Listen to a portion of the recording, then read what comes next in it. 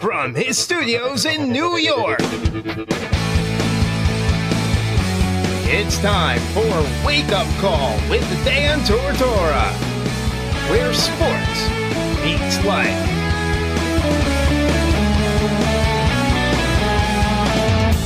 Here's your host, Dan Tortora. Welcome here to Wake Up Call with Dan Tortora on wakeupcalldt.com, your one-stop sports shop, and on mixlr.com/wakeupcalldt. Proud to be here with you this morning and every single Monday through Friday from 9 a.m. to 11 a.m. Eastern Time. Today is Tuesday, March 27th, 2018.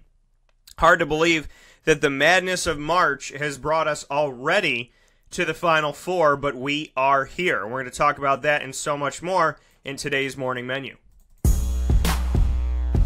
Here on Wake Up Call with Dan Tortora, Monday through Friday from 9 a.m. to 11 a.m. Eastern Time. We like to start off the show by giving you our menu of topics. The morning menu, that is.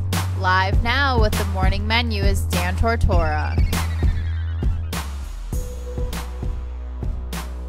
Inside of Wake Up Call with Dan Tortora today, we're going to get things started with Bob Casullo, longtime assistant coach at the collegiate and professional ranks.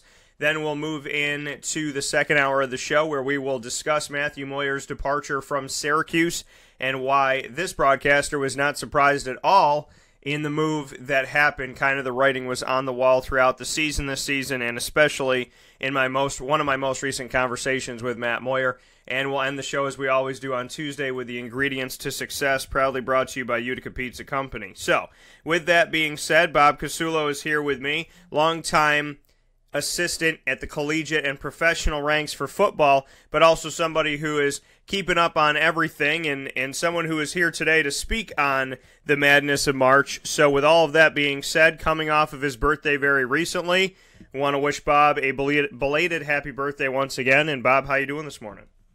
I'm doing great. Birthday wishes. Absolutely. So what did you get to do for the birthday? Well, I'll tell you, down here, the weather was nice. We had a big cookout Saturday night down at our tiki bar here at the complex, and we had a bunch of my friends, and, you know, we ate and drank lemonade and stuff, you know what I mean? And Sunday, the same thing. So it was a good weekend. We had fun, and looking forward to the next year, you know? Absolutely. And see, you have the weather. That's the thing. You could pretty much go outside and do whatever the heck you want. Spectacular. Yeah. The weather's been beautiful. Yep. What is it? What's the weather today? What's the forecast today? It's supposed to be only 80 today. So, but right now the sun is shining brilliantly. It's beautiful. You know, my wife's out golfing, so everything's good. Yeah. Now I know that I have a Disney trip planned for May. So good. I know that nice. May's like, you know, like mid-80s maybe. It's not going to be too crazy, too hot. It'll be perfect. No, it'll be perfect. And, you know, you're going into the land of the crazy people down in Orlando. Wherever you're going, leave early because the traffic is deplorable. Yeah, I know the traffic. I used to live down there, so traffic gets pretty crazy down in Orlando, Florida, but that's okay. That's all right. Speaking of the craziness, we're here to speak on what has happened this March Madness. Now, I went into this season of the college basketball season saying and putting a statement out there. It was just a few games into the season. I said, this is primed to be one of the craziest basketball seasons. I said I thought this would be more of an upset season than any other season. And like I said, I got a response to somebody going, well, Dan, every year there's upsets. And I said, no. This is the year where I think it's going to be even more rampant, even more prominent, even more of kind of a epidemic or a virus or whatever you want to call it. And it has been nothing short of that. And then we rolled into the tournament where it got even crazier. What can you say first and foremost, Bob, about watching this NCAA tournament and seeing what has unfolded up to this point? Do you feel like you've ever seen anything like it to this extent? Well, you know, first of all, let me say this to you. You know, Herm Edwards said best. That's why we play the games. because it was up to the media, sports media, and ESPN and all them. They picked the winners and the losers just by whatever criteria they had. But you play the games, and you play the games obviously to win. And excuse me, it's exciting. But let me say something to you. Go ahead. In the Final Four, okay? Yep.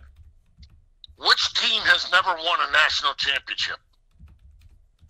Well, I know that Loyola Chicago won in 1963, which is the only other time that they made it to the Final Four. Yep. So Kansas has, and so it's got to be. Oh God. The answer is they've all won a Final Four. Well, that's the thing. Because I was going to say, I was like in my head, I want to say Villanova goes up and down, but they have one. Here's my point. I did this little thing because I was going to fill out a bracket, and then I didn't do it. Okay. Since the year 2000, okay, there's been 12 teams that have won the national championship, okay? Yeah. And they're all the same teams. Yeah. You look in the Final Four, Kansas has 2, Villanova has 2, Michigan has 1. Of course, Loyola Chicago has an old one, yeah. But, all this stuff about upsets and all this crap, who got upset that shouldn't be there? The only one that shouldn't be there is Loyola of Chicago. The other 3, I got to believe a lot of people had the other 3 get to the Final Four when you look at the brackets. If you didn't have Duke, you had Kansas. Everybody had Villanova, okay? Michigan could probably be, but they were the 3rd seed. And then you got Loyola of Chicago, really the only one that's come out of nowhere. So what was all this upset? The only true upset in the whole tournament, in my opinion, was UMBC over Virginia by 20 points. That was something was wrong in that one. But everything else is, again, that's just me talking. Well, and the thing is, I think when it comes down to upsets, because on this show, as I say repeatedly, I don't use the term mid-major, low-major because I feel like it's disrespectful. But when we look at the bracket and, what people expected to happen, I picked Buffalo over Arizona because of the fact that, and these, these all have thought. And I went through my bracket on the show of why I did this because we do our bracket unveiling every year. And Buffalo I chose because Buffalo and Arizona are 2 teams that like to run the score up. Not a lot of defense, just playing into the 80s. And I said if Buffalo's going to play into the 80s, the Bulls are going to charge on. That was just my feeling on that. Loyola Chicago, I didn't feel good about Miami. There were some rumblings about Chicago in that respect. And Nevada, I didn't believe that Texas should have been in the tournament. I know Nevada was a higher seed, but still considered an underdog. It was funny with Florida State because I should have picked them. I didn't trust. I was thinking about Michael Porter, but he came in lagging, and that was an issue. But upsets could be anything. Texas A&M, a 7 seed, beating North Carolina by 21 points is considered somewhat of an upset because that should have been a closer game. Even North Carolina as the number 2 seed, they don't win the game, but this is the defending national champion who had gone to the end of the road for the ACC tournament. This team is not a team that is going to lose or supposed to lose by 20 anything in a tournament. Then Rhode Island, people would consider them an upset because they're Rhode Island. So I think upset is relative to what people think, but a lot of times they put it on a mid-major or a low-major conversation. They put it on Butler, even though Butler, no matter where they're seated, wins at least one game. They would say Marshall winning over Wichita State is one of those things that they call an upset. So, like I said, I think it's relative to who's talking about it. But when push comes to shove at the end of the day, you're right in the sense of people had Michigan in the championship. People had Villanova in the championship. People had Kansas in the championship. They just didn't have Loyola in the championship. Mm-hmm. I'm with you. And one of the happiest things for me was North Carolina losing because, Roy Williams is not one of my favoriteest people, and North Carolina University is, if Jim Boeheim was stripped of all those wins, which is a travesty, an absolute travesty, Okay, that North Carolina should have had at least the same. Roy Williams is a complainer, and he's like a bully coach. Krzyzewski does that stuff, but I think he does it with more class. I'm not a Roy Williams fan, and when North Carolina loses, to me, the tournament's over. I love it.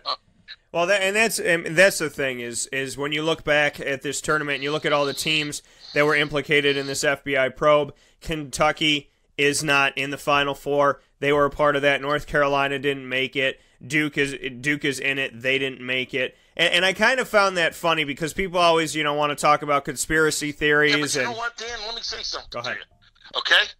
None of those teams lost 100 victories with their head coach and their head coach suspended. I mean, come on now. Those teams skated. You could feel good because they're not in the Final Four. Those teams skated. Okay? The only one that really got punished in this whole shebang was Louisville. Yeah. All right? Yeah. The rest of these teams skated. And because they're not in the Final Four doesn't mean it's justification. Justification is take 100 wins away from Roy Williams. Take 100 wins away from Krzyzewski if they're proven guilty. You know what I mean? Suspend the coach. Come on, people. We're talking about Syracuse got crushed absolutely unfairly. Look, if they committed a crime, they were punished. They served their punishment. Right. Okay? Yeah. All right? I don't think they committed a crime. The punishment, in my opinion, no, it's like being put in jail for life for jaywalking. Okay? The rest of these guys, North Carolina created bogus academic stuff. Okay? Yeah. I don't even want to get into all this, but let me say this to you. Justification is not because they didn't reach the Final Four. Justification is start taking 100 wins away from them, suspend their head coach for 5 games or whatever Boeheim was suspended. Come on, people. I mean, you know what? We're talking about assistant coaches paying players through outside sources. Well, okay. The only team you got was Louisville. That's it. You haven't got another team. You suspended the coaches, but you didn't penalize the schools.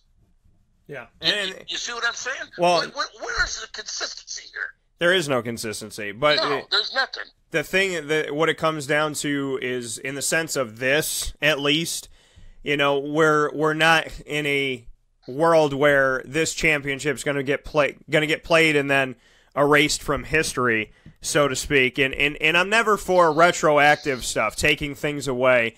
Louisville got punished, and people can argue that it was worse than Boeheim because Pitino lost his job, 123 wins, and on top of everything, we look at the fact that championship that Michigan was there for, and Wichita State and Syracuse 2000, I was there for. I said, if that doesn't exist anymore, then I guess the NCAA owes me money for my hotel, money for my airfare, money for my cab, because if I wasn't there and it didn't exist, then, what did I pay for?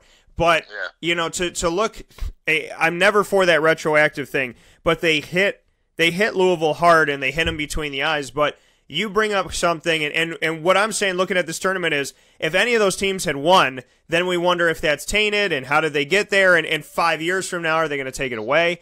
But there is no level of consistency, and John Calipari, it doesn't matter. There's none. You got the Arizona coach.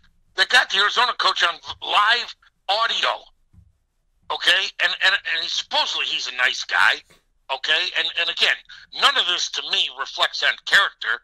If they made a mistake, admit the mistake, punish the team, and move on. Okay, but here Arizona was in the playoffs, and they got the guy on tape.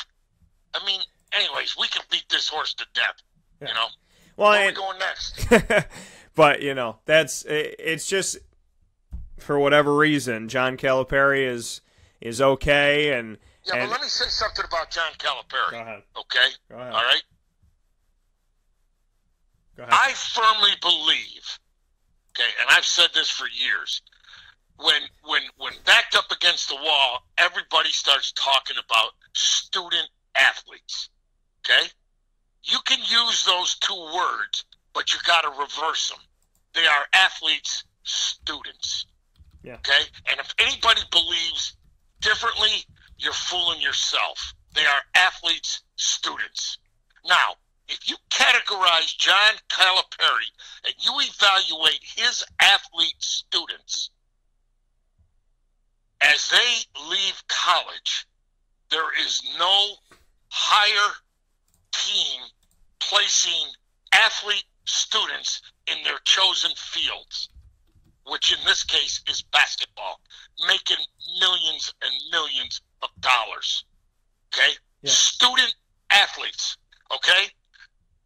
If you're a student athlete and you're, let's say, a business major, okay, and you play basketball and you don't make the NBA and you go into business, and if you're fortunate enough to get a job, you're probably making in the $65,000 to $100,000 range, and you're a success, okay? But John Calipari, when he's out recruiting, he says, look, the last 9 guys that went to declare for the NBA draft are all playing, making $1 million+ a year. That's a pretty good recruiting tool. You know what I'm saying? Yeah. And the rest of the guys that don't leave early, okay, check your facts now. The rest of the guys that don't leave early, the graduation rate at Kentucky is one of the highest in the nation.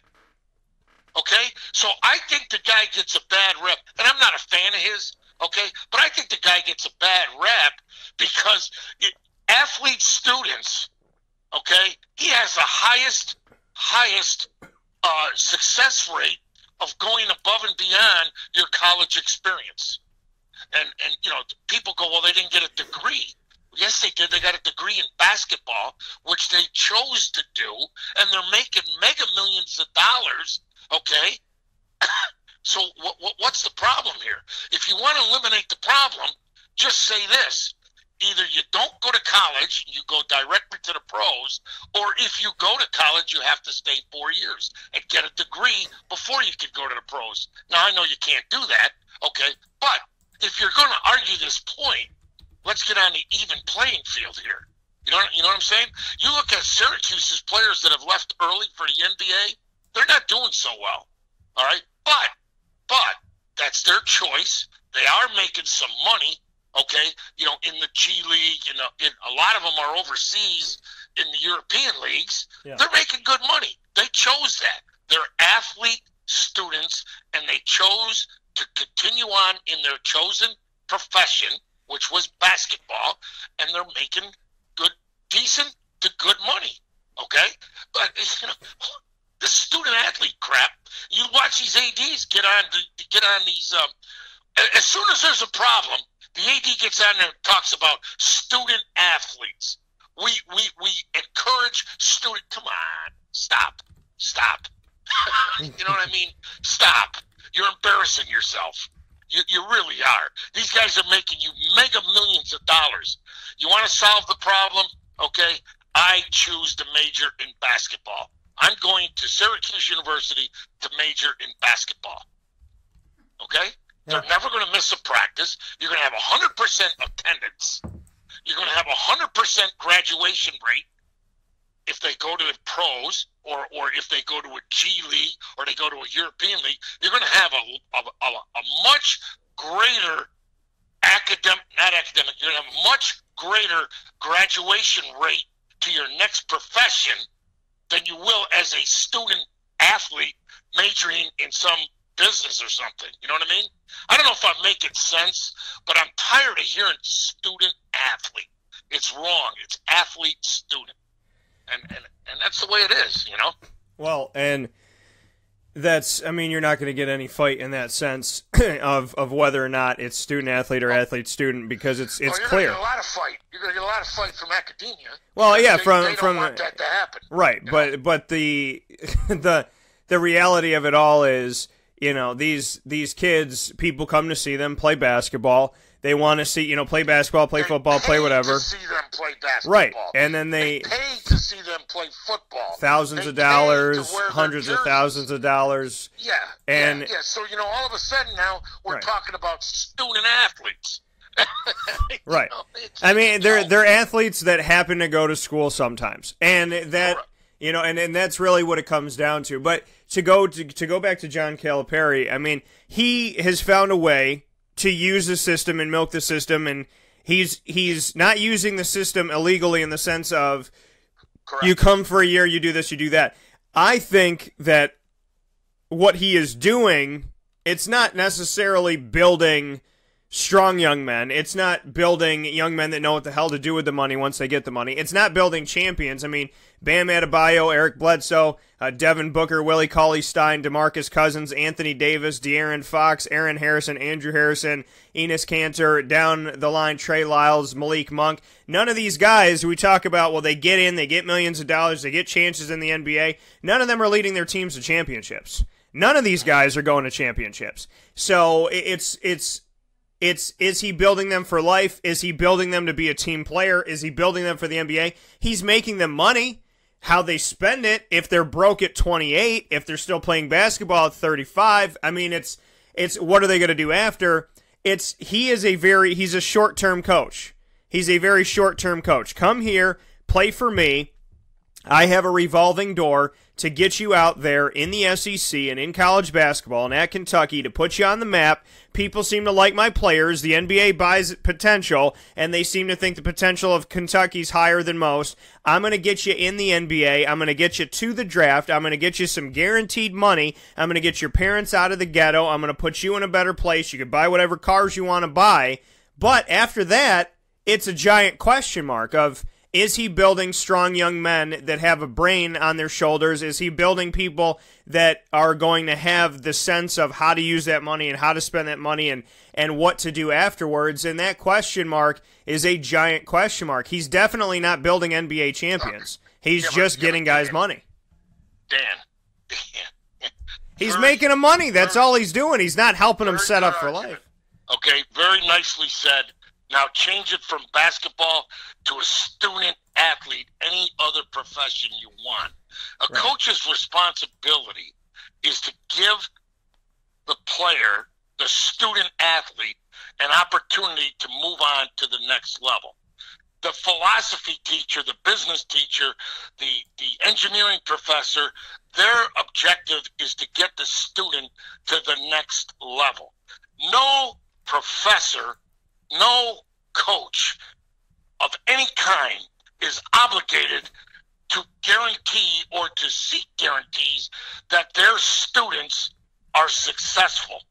Now, what you define as success, you got to get them in the next door. Okay? As an engineering major, we got to get you into the next door. As a business major, we got to get you into the next door. When you get through that door, that's not the coaches or the professors. I totally disagree with what you're saying.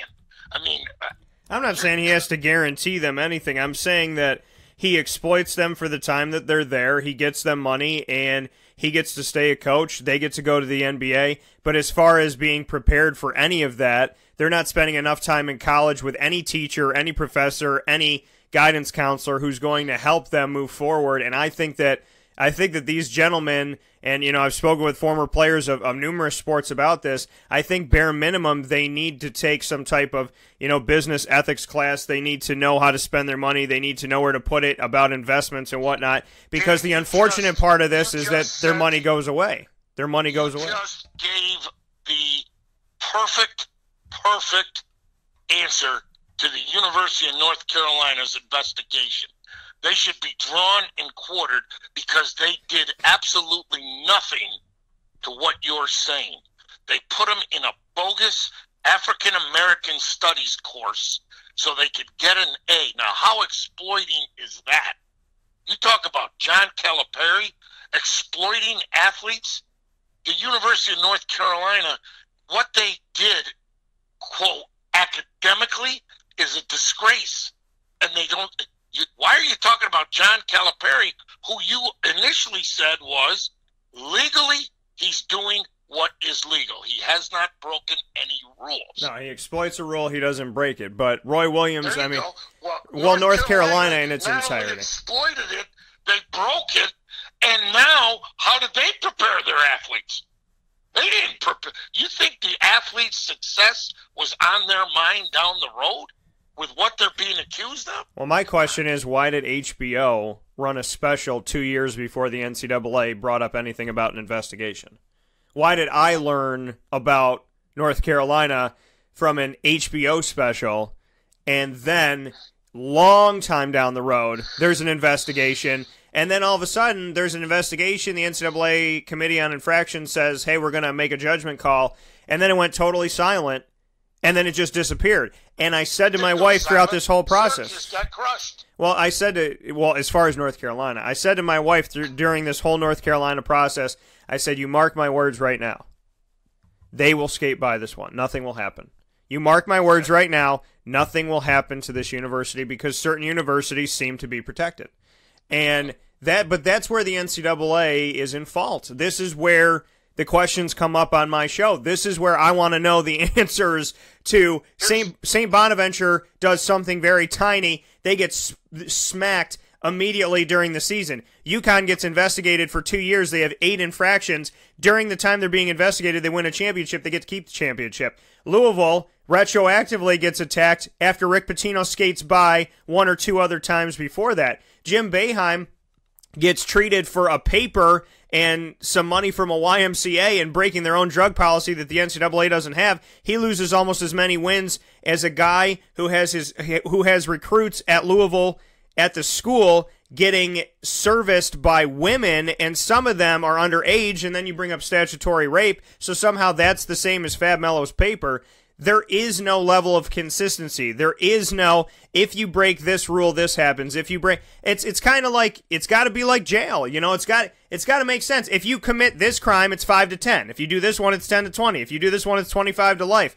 There is no rule. It's just, are you Syracuse? Well, we don't like Jim Boeheim. Okay, well, are you Roy Williams? Well, you know, you're a nice guy. It bounces back and forth, and Kentucky, you know, John Calipari gets brought up over and over again in recruiting, and is he doing it the right way and ethically and what's being involved, but nothing happens. Kelvin Sampson gets completely obliterated. He has a show cause penalty while nobody's doing anything about Calipari. Calipari's schools get punished, not him.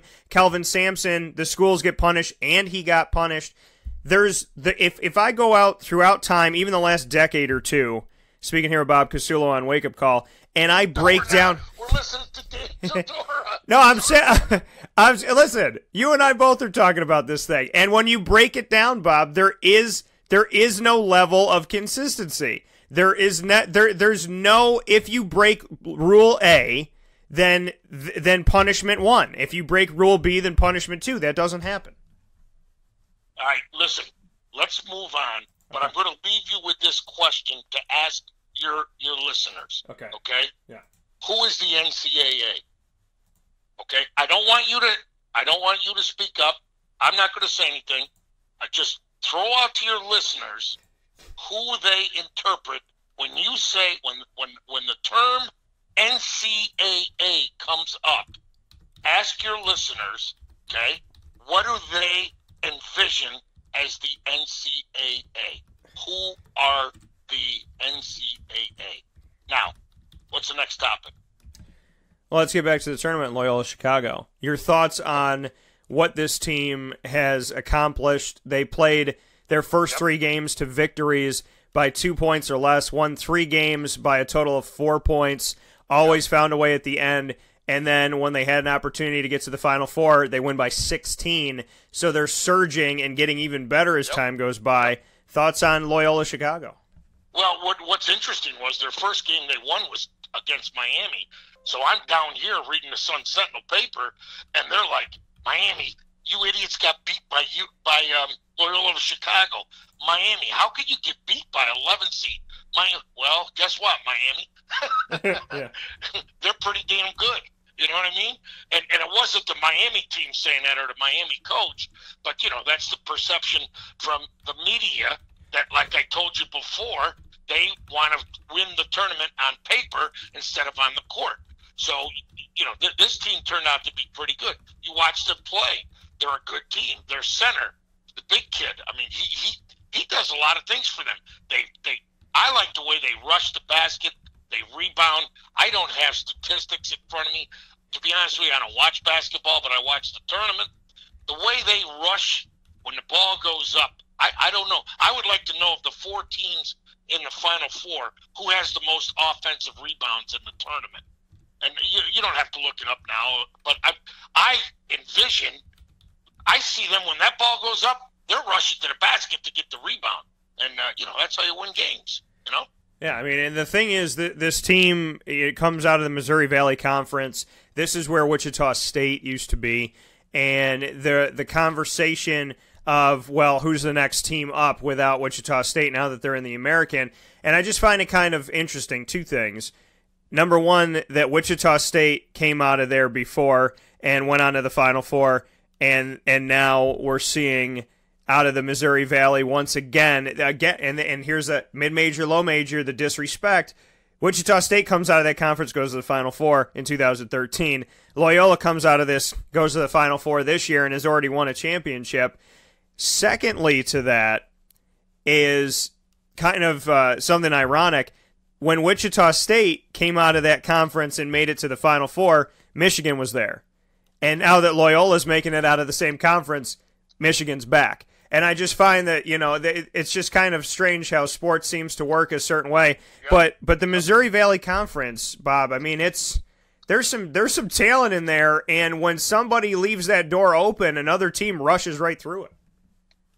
Yeah, I don't know the Missouri Valley Conference from the NFL East, but I trust what you're saying, and I like to see, the Buffaloes, the Nevadas, the UMBC, the Loyola Chicago. I like all that, but I stand by my statement. 3 of the 4 teams in the Final Four are teams that have been there before. I mean, Loyola Chicago was, but let's be reasonable. It was 1963. You talk about Wichita State, and every 3rd or 4th year, there's a newcomer into the Final Four, but none of them ever win it. Gonzaga, I don't know if but off the top of my head, those are teams. My point is, college athletics, Dan, and then I really got to go here in a few minutes, okay? College athletics, football, basketball. If you write down on a sheet of paper, okay, who are the top 5 college football teams in the country year in and year out, and then if you go to basketball and you go, I'll increase it to 10 or 12 teams, okay? You take 100 people, I guarantee you 99 of the 100 people will have, if it's 5 teams for football, they'll have 4 of the 5 100% of the time. Okay, if you do 12 teams in college basketball, they'll have 10 of those teams 100% of the time. So really, college football and college basketball are exciting, and they have good fan bases, okay? But when you get down to championships, it's the same teams, fellas. It's the same teams in football and in basketball. And that's my rant for the day. 2 quick things in closing, Bob. Number one, you asked the fans, and I immediately put something out about the NCAA. Our answer that we just got back was corrupt businessmen. I don't think there's any surprise in that response. Well, yes, but who are those corrupt businessmen? Right. That's what I'm trying to get across to everybody. Dig deeper and find out really who the NCAA is. Okay? Find out. You can say businessmen, but it's not, Pepsi-Cola, Xerox, Budweiser. It's not businessmen in the business world. It is businessmen, but they're only in one world, and they're only one group of people. And I'll leave it at that. And then the second part of this, Jay Wright in Villanova. Jay Wright's been in Villanova for a really long time. He was always a thorn in the side of Jim Boeheim and everybody in the old Big East. He is in this new Big East, which I got to admit, the basketball is phenomenal. Even though the Big East has changed, your Butlers, your Creightons, your Providence, your Villanovas, the conference itself is phenomenal. And the fact that Villanova makes it out alive of this conference year after year, especially recently, puts a lot of respect to what they're doing and how they're building it. Jay Wright was a guy who was almost there, kind of there. You didn't want to play in the tournament, but he wasn't a guy making it to the finals necessarily. now all of a sudden he's back to relevancy again. He's that team you expect to be there, and a lot of people expect them to win the championship. So in closing, final thoughts on Jay Wright and just what he has become to college basketball, as he didn't go anywhere. He's just now back in your spotlight even more so once again. Yep. Well, let me say this to you. I think he's a great coach, and Villanova's a great school. The problem is, okay, the Big East was the greatest basketball league ever, and they destroyed it. And you look at the Final Four, okay, is the Big East represented? Yes. Is the ACC represented? No. Right. Okay? Yeah. And it's all about the Benjamins, Dan. You know that. You know that. But that basketball league, the way it was the greatest basketball league of all time. And it's dissolved over greed. So that's my comment. That's my rant. That coming Always from a pleasure, Dan. That coming from Bob Casullo. Go enjoy the weather, Bob, and have some fun. I'll talk with you soon. I have to go golfing. Oh, okay. I'm Buddy. sorry you have to go golfing. Go have a good day. I'll Take talk. care, my man. All right, take See care. ya. See ya. That coming from longtime assistant coach at the collegiate and professional ranks, Bob Casullo. Always fun. Oh my, he just energy, man. Just energy. He's always got something. I love it. I love it. I don't want to talk about this, so let's talk about this for 15 minutes. I don't want to go here, so let's go here. I love it. I love it. I love it. It's like me, though. I'm like, listen, I don't want to sit here and talk with you about what the NCAA did with this, and then we end up talking about it. I did get sent a prayer request from Johnny here that listens to the show. So I'm going to respect Johnny's privacy here and everything here. He just sent a message over. So if we can just take a moment of silence. Unfortunately, it's not unfortunate to pray, but unfortunately, praying for things that have been tough on people lately. We had to pray for a grandma yesterday who found her way back to the pearly gates in the beauty of the skies. And today we have to say a prayer for Johnny's family. So we can just take a minute, and for everybody that needs it that's listening into the show, this is not discriminatory. If you haven't written into the show and you need a prayer, I'm a firm believer that everybody could use one. I always say to God, for everybody that asks for prayers, can you give them a prayer? But the thing is, I don't know anybody that doesn't need a prayer. So if we can just say a prayer to those that need it right now. If we could just take a moment, and if I say this, now I'm going to do the Father, Son, Holy Spirit. You could do whatever you'd like. And in the name of the Father, and of the Son, and of the Holy Spirit. Amen. God, I ask you to look over our families.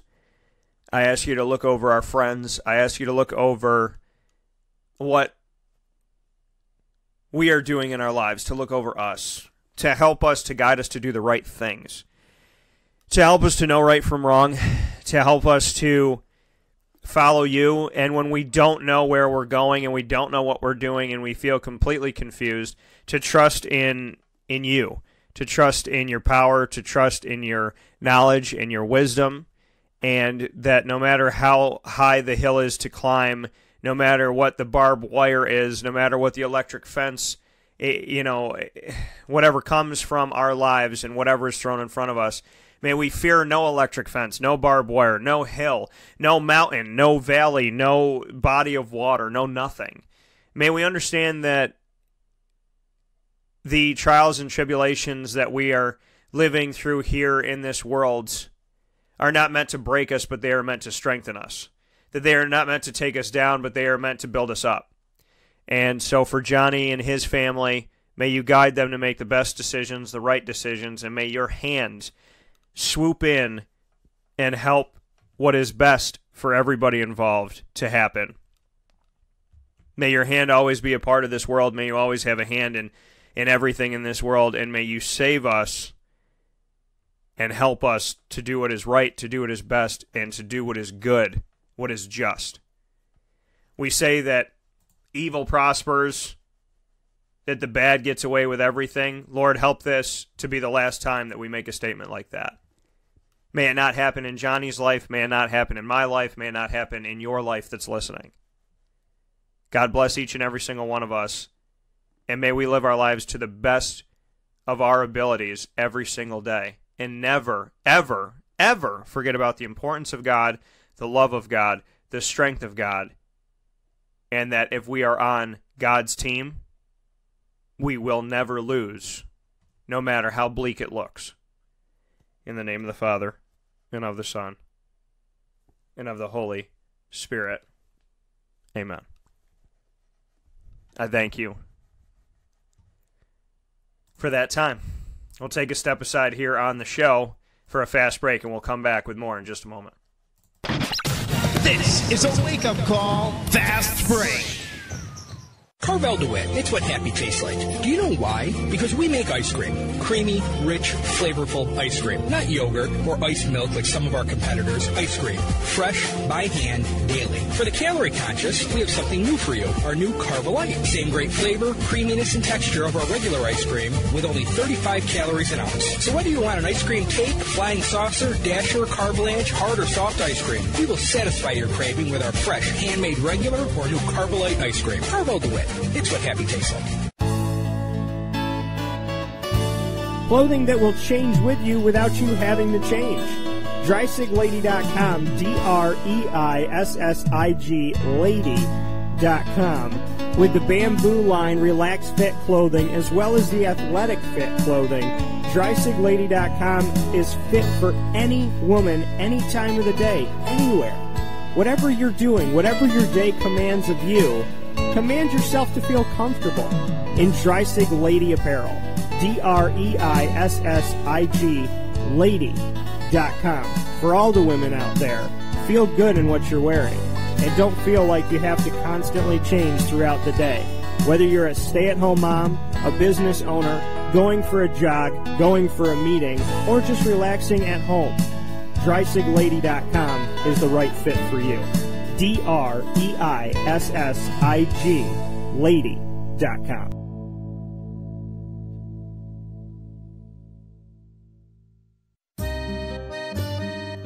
This is Lawrence Papaleo, licensed real estate salesperson for Gilbo Realty. Call our home office at 315-752-9513, or better yet, call or text me directly at 315-748-2524.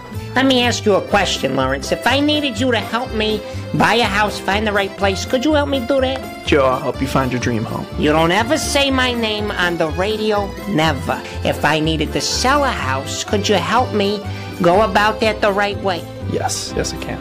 How do they get a hold of you? Call me directly at 315-748-2524.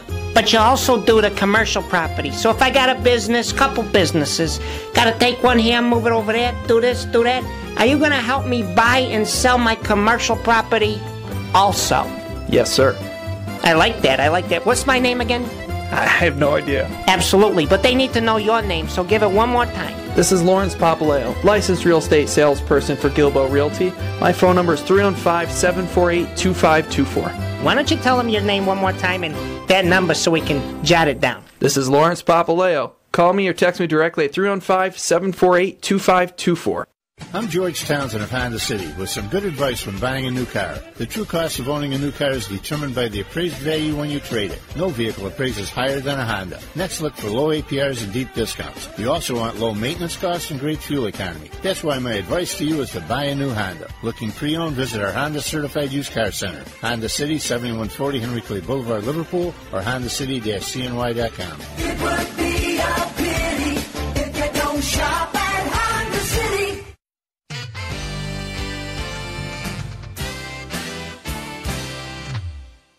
Hi, this is Domenico Vitali, owner of Giovanni's Formal Wear, where you look great and feel even better with our renowned tailoring and alteration services on any suit or any tuxedo from anywhere. Call 315-455-8729. That's 315-455-8729. Stop in locally on Route 11 in North Syracuse, next to the Ponderosa Plaza, where you can choose your style, get fitted, and tailored, all at Giovanni's Formal Wear.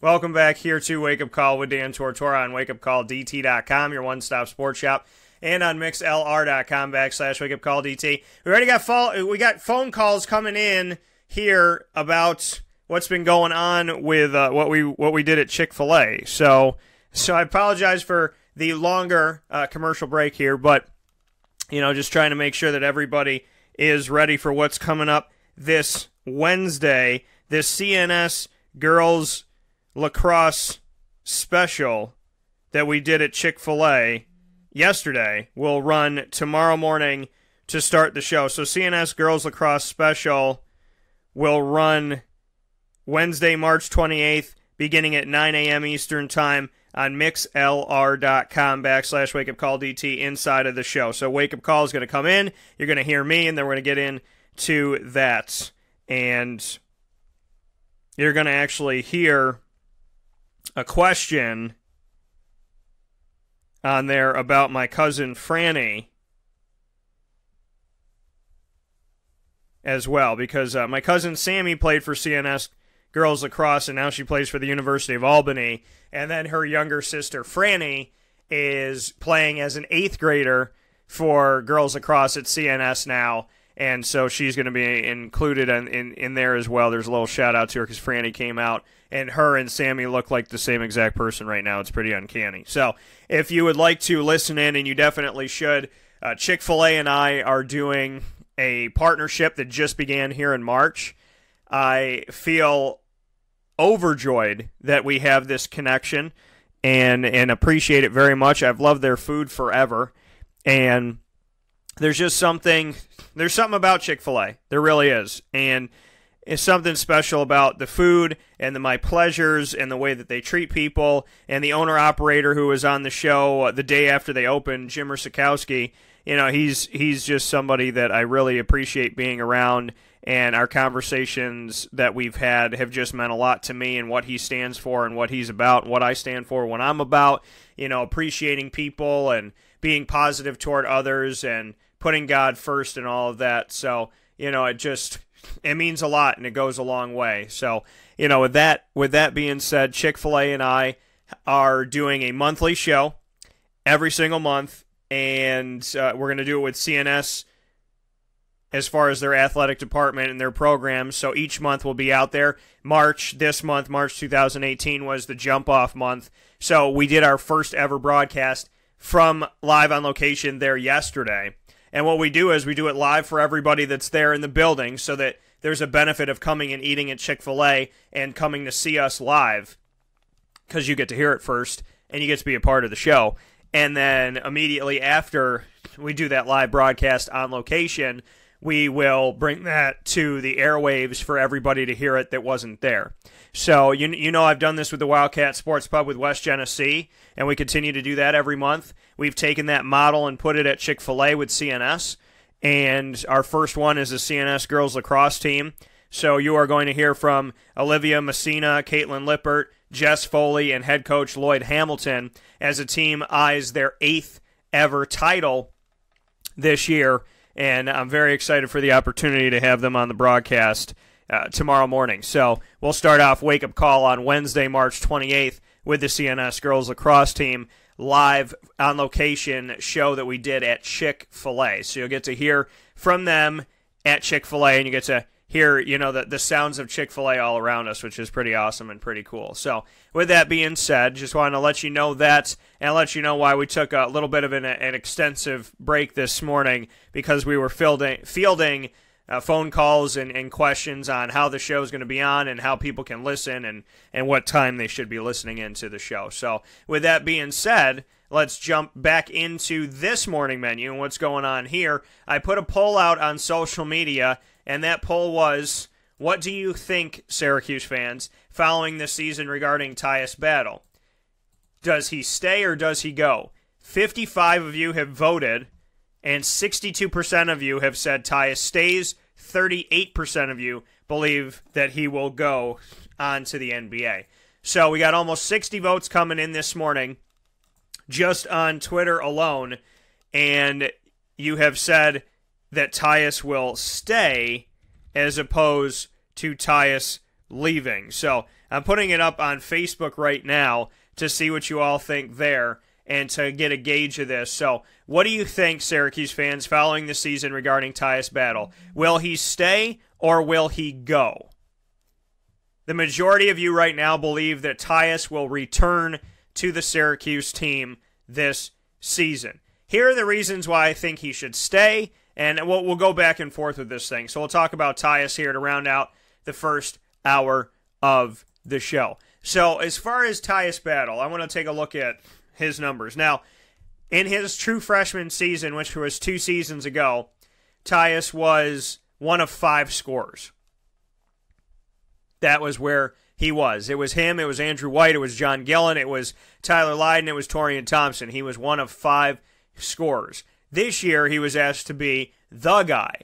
Nobody knew what Frank Howard was going to do, so he was asked to be the guy. Nobody knew what O'Shea Brissett was going to do. So Tyus came into the season with a lot on his shoulders. We look at his numbers. He played 30 minutes a game as a true freshman.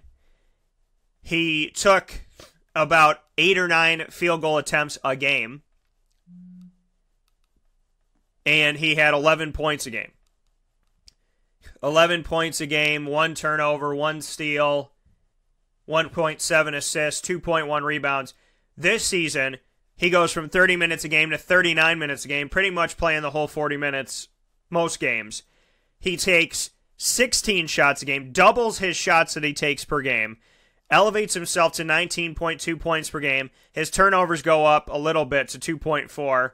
His fouls stay the same. He commits about 2 fouls a game. 1.5 steals. The blocks are the same, 0.2. His assists go up to 2.1. His rebounds go up to almost 3. His free throw percentage goes to 84% from 80%. His three-pointers go down a little bit, 36 to 32. And his field goal percentage goes down. He's taking more shots. He went from 43% to 40%, so not too different in that respect. He attempted 293 field goals in 2016-17, 586 this season. 586 this season. So that's the crazy thing about this, is that he attempted exactly double. How crazy is that? 293 times 2 is 586. How crazy is that? And he made almost double. Double his 127 would have been 254. He made 234. So I just find that insane that he doubled the amount to the exact T. He doubled the amount of field goal attempts he took from last season to this season. He doubled it. And his percentage stayed within 3%. So not bad for that. He was asked to be the guy. So let's take a look at this. Now, Tyus Battles had 2 different roles. He had the role where he was supposed to be a freshman that came out and did some good things, but he didn't have to do everything as a true freshman. And then he comes out this season. He's the one constant and the one thing that most fans believed in above everything else this season was that he was going to come to play and that he was going to give the team something positive to root for. He, above all things, was going to be the positive, even if he was a lone positive of this year's team. That was the mentality of people thinking about Tyus Battle. So why should Tyus stay for his junior season as opposed to leaving and just moving forward? Well, in my opinion, he should stay because there will be more depth. He will have an opportunity to expand his game. He'll have an opportunity to work on his percentages. He'll have an opportunity to feel out his spots and determine what type of player he wants to be and where he wants to go with things. When we go down the line here of what's to come, Frank Howard will be a senior. Pascal will be a redshirt senior. Tyus would be a junior. Barama will be a sophomore. O'Shea will be a sophomore.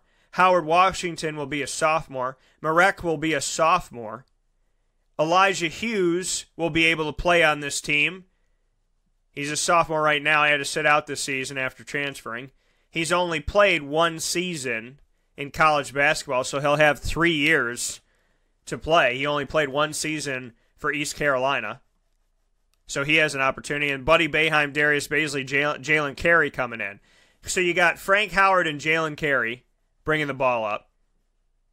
You got Buddy Boeheim, who could give some time off and ability to sit on the bench and gather himself to Tyus Battle. If I'm Tyus Battle and I saw how far this team went with 5.5, 6 guys, 7 guys maximum at times, if I saw how far this team went in that type of situation with injuries, Barama didn't play at full go, Matt Moyer didn't play at full go, and Boeheim didn't seem to really trust him. Howard Washington didn't seem to really be trusted, and he got hurt. O'Shea Brissett was a true freshman. Marek was a true freshman who just started to get going toward the end of the season. I look at all of that. Pascal playing in his first season. And like I said, Barama did some good things, but Barama wasn't his full and complete self the whole year. So if I'm Tyus, I'm saying this is what we did with almost nothing. This is what we did with almost nothing. So look at where we can go when we have something. Think about the sky being the limit with us having something. So to me, if I'm Tyus Battle, I want to come back and I want to see how far this team can go. I want to see where this team can lead now. At the same time, on the other side of things, money talks. Right? Money talks. Now, Tyus tested the waters last year, and I thought he would come back, and he did. He wanted to gauge what people thought of him, and I don't fault him for that by any stretch of the imagination. I would too. I would too. I would want to know what people think of me moving forward. I would definitely want to know. So I don't fault him at all for last year doing it. I think that he should do it this year too. But there's the opportunity for him to come back. And if he comes back to this team and he gives this team an opportunity to show themselves this season coming up, I think that sky's the limit. I think the sky's the limit for this team because there's going to be depth. And if I'm Tyus Battle, I want to win a championship. If I'm Tyus Battle, and this is the thing, and this is where it goes away in the world that we live in today. It's not a thing anymore. It's not a thing anymore for players to come back. It's not a normalcy for players to want to come back and win a championship. It doesn't happen anymore that players want to come and just win a championship. And that's where my frustration comes in, is that players, they go into college, they want to get to the NBA. They want to get to the NBA. They want to get to the NBA. It's not about, you know what, I want to come back and I want a chance to win a championship. Now, some guys do. Some guys want that opportunity. Some guys come back and we see that and it's beautiful. But a lot of the times, it's, we didn't win this year and I was only planning on being here for a season, so I guess we're not going to win, and that's okay. And they move on.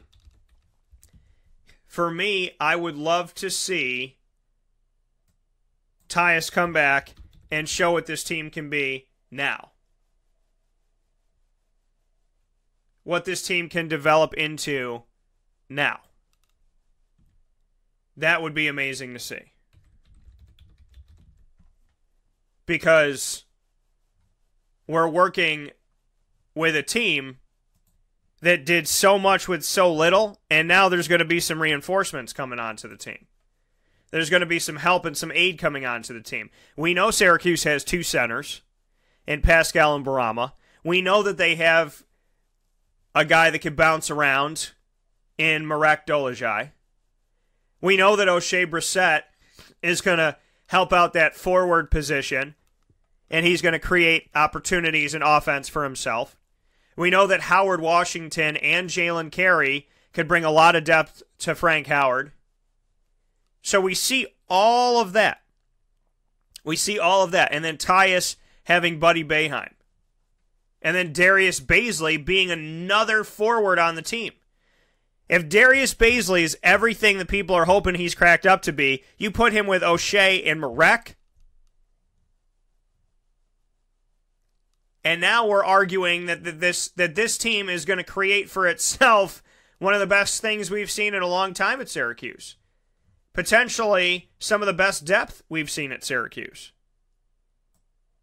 So when we break it down and we look at what next year's team is going to be, obviously with Tyus, there's a lot to be had. And I'm going to parallel this with Malachi Richardson, right? The year that I thought Syracuse would be really good and people thought that I was insane. Some people thought I was insane. Some people appreciated the positivity and were cautiously optimistic. But back in 2016, I thought Syracuse was a pretty darn good team. And Malachi Richardson aided the team in getting to the Final Four. Now picture that team if Malachi had stayed. Picture that team if Malachi had stayed for a couple seasons and what that would have been. Just picture it. Picture what Syracuse would have looked like if Malachi had stayed with the team for 2016, 17, 17, 18. It would have been him and Tyus Battle at shooting guard. Syracuse would have had Malachi Richardson and Tyus Battle on the same team. Tell me that wouldn't have excited you. That wouldn't have put you in a happy dance type of scenario and situation. So now I say to you, Syracuse made it to the Sweet 16. Bring Tyus back this year. Where do you think this team will go if we bring Tyus back this year? If Tyus is a part of the team this upcoming season, where does Syracuse go? Knowing how far they've already gotten. I think if Tyus is in it to have an opportunity to get farther in the NCAA tournament, to hone his skills and to really get to showcase himself, then he sticks around. He sticks around. Why wouldn't he stick around? But if Tyus is to a point where he wants to go make some money and wants to get out there and wants to see what people think of him, then it's a different thing. It's always money versus whatever. It's always money and the lure of the NBA and the dream of the NBA versus whatever is on the other side of it. And if he goes, people need to learn how to be nice and be respectful. If he stays, then he stays. But the truth of the matter is, fans would not get upset about a player who they thought was horrible. If they thought a player wasn't that good, nobody would care about him leaving. So I understand why fans get upset. But you have to remember that this is a human being and they should be respected. And it's not maybe it's not, there's no ifs, ands, or buts. They need to be respected. And it's as simple as that. If you're going to miss them when they're gone, yeah, that sucks. But you're going to have to respect them while they're here. And it's as simple as that.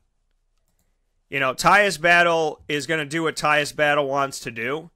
In my opinion, when we look at the draft board right here, if we look at some of the mock drafts, now I didn't assemble one myself as of yet. I just want to see what some people have to say here. It's hard for me to make an NBA mock draft because they're all about potential, and it's really annoying because they fault people for getting an education. The longer you stay in the NBA, the less chance you have. It's just kind of stupid and ridiculous.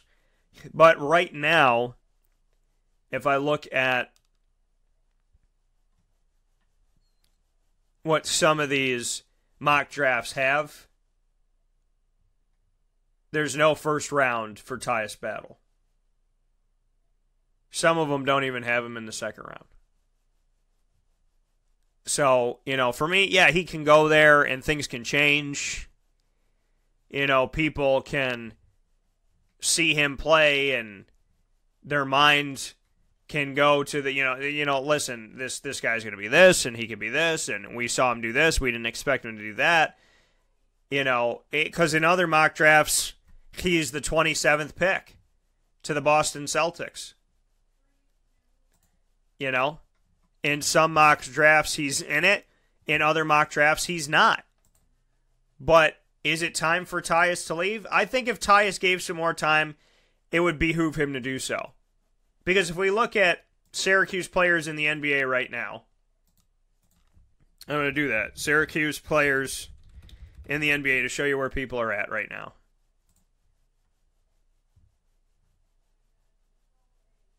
Carmelo Anthony, he's found longevity. Deion Waiters has found longevity. Michael Carter-Williams has found longevity. Tyler Ennis has been somewhat of a journeyman. Mike Benajay, he's been with the Pistons, but it hasn't been the easiest of rides. Jeremy Grant's found some stuff going on that's been positive. Tyler Lydon's, trying to get some footing there. Chris McCullough, he got traded. So, it's not that where he was necessarily where they wanted him to be. Andrew White's been with the Hawks, trying to find his footing there. Malachi went over to the Raptors, trying to find his footing there. Chris McCullough leaving early, did it do him justice being a first-round pick? At this point, I don't think so. He's averaging 2 points a game, 1 rebound a game. Tyler Lydon played 1 game for the Nuggets, and he got hurt this season, so, obviously that affects it. Wes Johnson, 5 points a game, 3 rebounds. Jeremy Grant, 8 points a game, 4 rebounds, playing for the Thunder, not too shabby. Tyler Ennis, the Lonzo Ball and everything going on with the Lakers, that kind of overshadows what he's doing. Michael Carter-Williams, after being Rookie of the Year, is a role player. A lot of these guys are role players. Andrew White's a role player. Malachi, if he's going to play, is a role player. Chris McCullough is a role player. Wes Johnson's a role player. Tyler Ennis is a role player. Michael Carter-Williams is a role player. Carmelo Anthony is playing. Deion Waiters is playing. But outside of that, the overwhelming majority of the guys are just kind of there. So does it, and I'm not trying to say that Tyus is the same as all these players, but does it behoove Tyus Battle to go to the NBA right now? I don't think so. Is it the best move for him at this point? I don't think so. I don't think Grayson Allen is an NBA player necessarily. And they got him going in the first round, and I kind of scratched my head at that one. But like I said, people at different strokes for different folks type of things. We know Colin Sexton out of Alabama is going to go. We know that Kentucky's going to send the fleet. We know that Wendell Carter Jr. is going to go. We know that, Mohamed Bamba from Texas will be in there. We know Miles Bridges will be in there. We know Trey Young from Oklahoma will be in there. We know Michael Porter will be in there from Missouri. We know Marvin Bagley III from Duke is going to be there. DeAndre Ayton from Arizona. We've been talking about him for a long time. People have been discussing him, and he's going to be in there. So we know that's going to happen. Jalen Brunson from Villanova, the anticipation of that as well. So, these are not, this isn't rocket science here of the guys that we expect and anticipate to be there.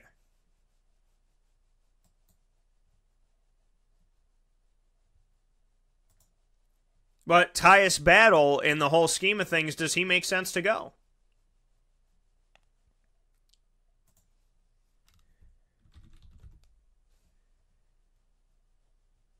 Does he make sense to go? And I think that Tyus being on a team where he was supposed to step up as a freshman, feet to the fire when he got in, but there was a bunch of other players that could shoot, and the ball wasn't really in his hands, to now the ball is in his hands, to now the ball will be in his hands, but there'll be depth and opportunities for them to dish it off, and they really started playing their best basketball in the NCAA tournament in their last few games. So if I'm Tyus, I have unfinished business. But again, it's money, and it's what are they telling them? What are they telling these guys? Are they telling them that they're going to play right away? Are they telling them they're going to have opportunities right away? Because that changes things. It really honestly does. It changes things for these players. If he goes and works out and they say, hey, Tyus, we think that you can be a top 20 pick, then all of a sudden you could lose him. But there's also the fact that the conversation with these agents, is it always fair?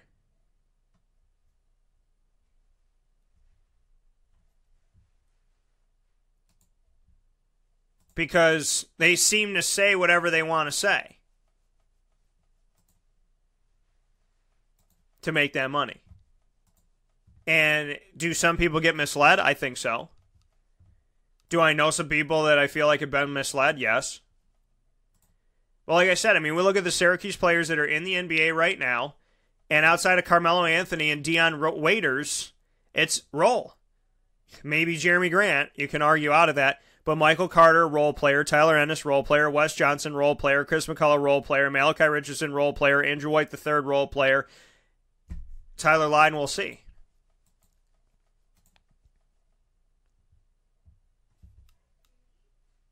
And people are going to prognosticate either way, and if Tyus should stay or if he should go. But ultimately, what it comes down to is if he puts his name in the NBA Draft Combine, and then from there, what does he hear? That's ultimately what makes the decision. And people get upset about that. Well, Dan, like, how do you not know? Because it's ever changing. I could tell you today Tyus isn't going, but he goes to that combine, and he hears from 3, 4, 5 teams that really, really like him. Now, all of a sudden, it's becoming more and more realistic, and he maybe takes that plunge. Because he's got to think about, well, what if I get injured next year? What if I get injured? What if the sky falls? What if our team doesn't do well like they're supposed to on paper? Now I'm back to square one, and now I don't have anywhere to go.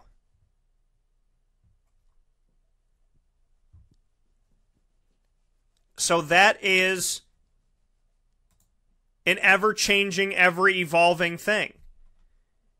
I can't tell you concretely. Tyus could tell me today, Dan, I'm not going. He could tell me today, I'm not going. And tomorrow morning, he could call me up and go, you know what? I spoke to one of the guys, and they told me that I really should consider going. It's ever-changing, ever-evolving, and that's the truth of the matter on it. Do I think he should go? Or do I think there's a lot that he can improve? I think people can always improve. But then there's the argument of, well, do you want to improve in practice against NBA players, or do you want to improve against collegiate players? I think Tyus Battle came to Syracuse to win a championship.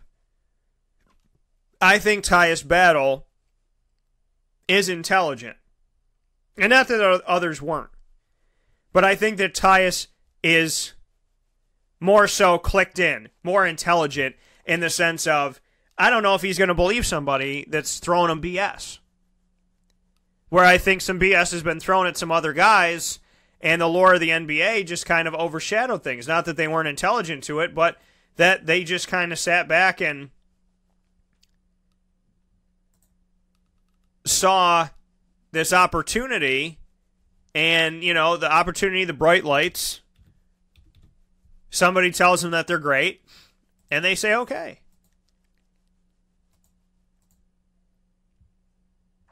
It's a very tough decision to make. Because, again, the NCAA penalizes you the longer you stay to get an education, it feels like. Because, I should say the NBA penalizes you. The longer you stay in college basketball, you're damaged goods to the NBA for whatever stupid, idiotic reason that I haven't been able to understand. I want to draft on potential. I want to draft on who I think I might know someday somebody may or may not be, as opposed to, I know who this is. CJ Fair just got a job with the Bulls. Shout out to you, CJ Fair. One of the most consistent players for Syracuse over a 4-year span that I've seen in recent history. And yet the NBA didn't give him a job right out of the gate. Why? Because they knew what they were getting. Because they knew what he was capable of. They would rather draft somebody that could be a total and complete bust than draft somebody that they know is a proven product. It's the opposite of the NFL. The NFL drafts people based on what they know. They draft people based on intelligence. The NBA drafts people based on playing in Vegas, rolling the dice, and hoping that we get a 4 and not a 7. It makes no sense. And that's why there's arguments on either side. If Tyus stays, he can figure out who Tyus is, right? But I said that about Jeremy Grant, if Jeremy Grant had stayed to be a junior. I said that about Malachi, if Malachi had stayed, and Malachi could figure out himself a little bit more.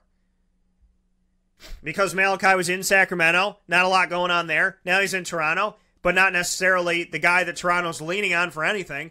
So it just leaves a big question mark. It's double-sided.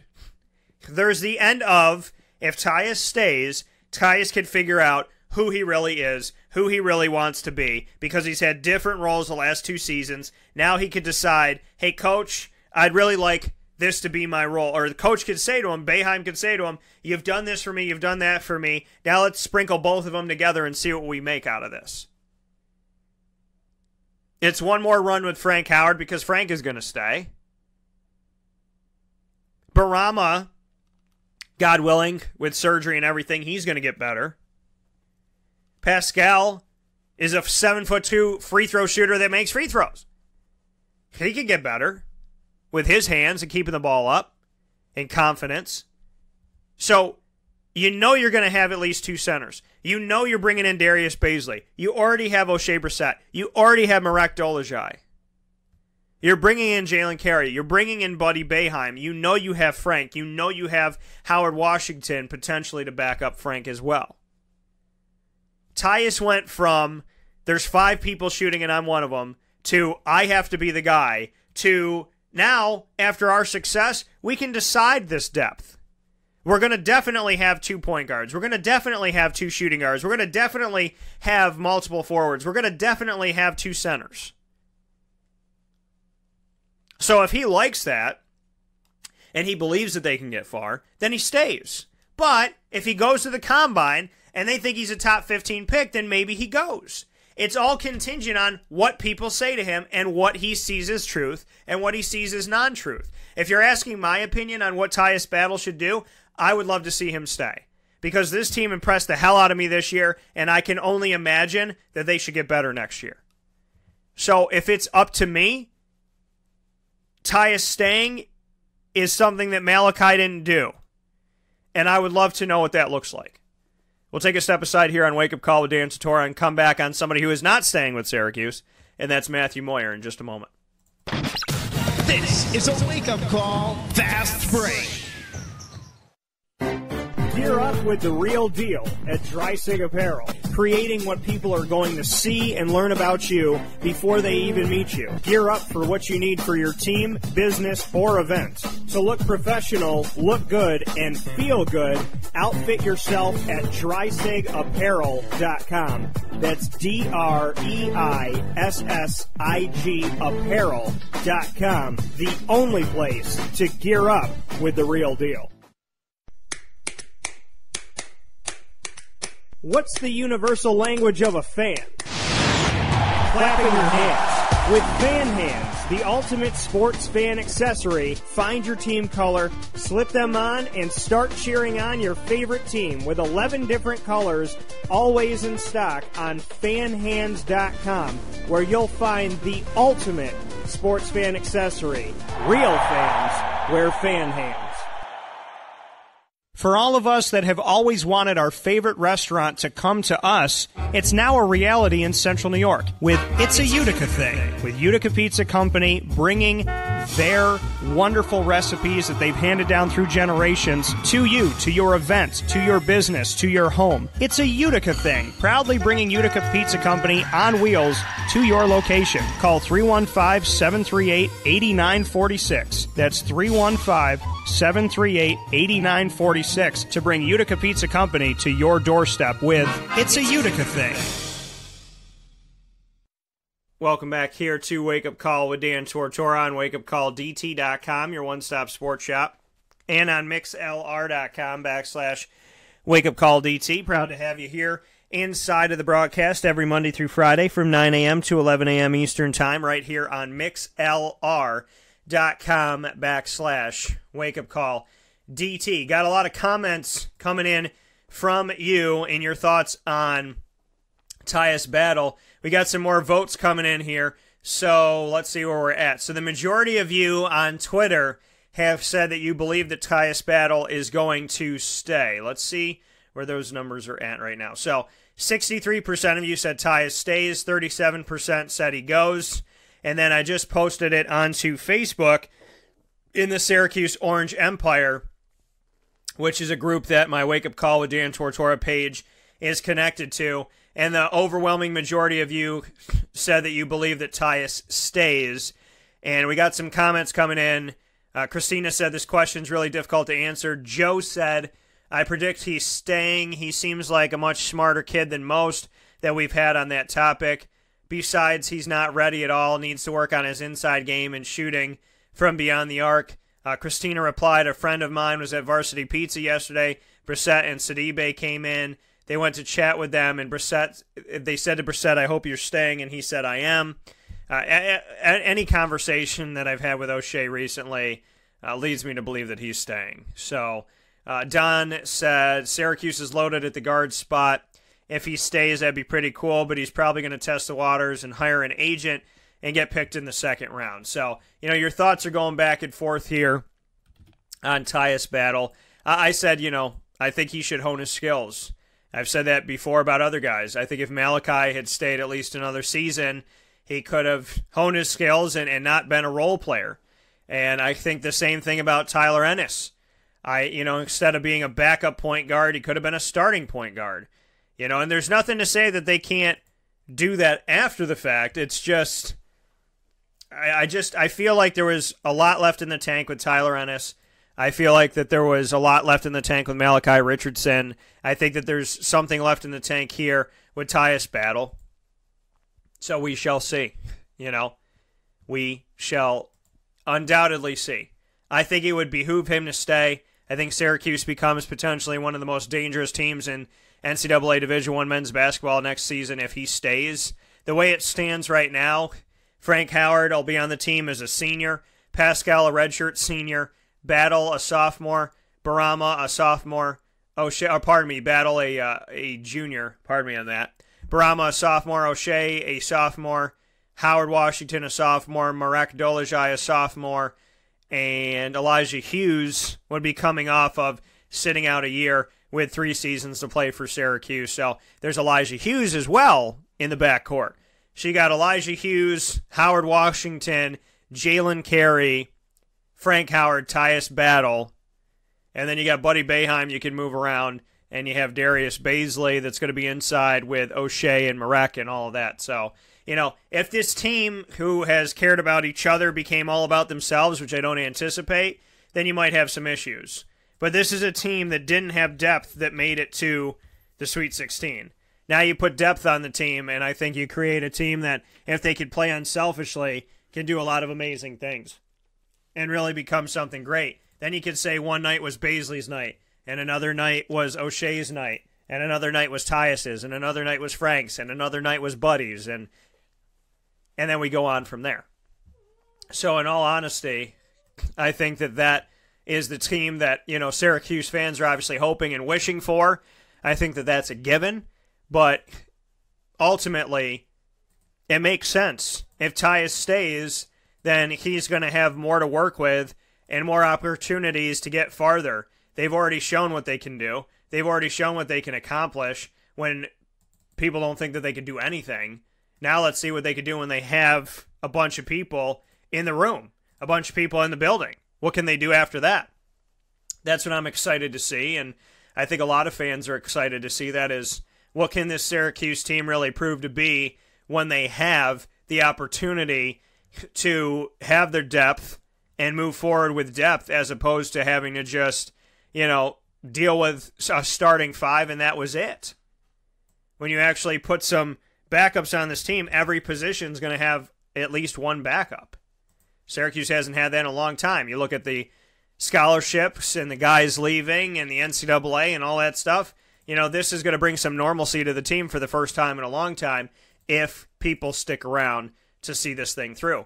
But speaking about one of the guys that's not sticking around to see this thing through, Matt Moyer, he's leaving.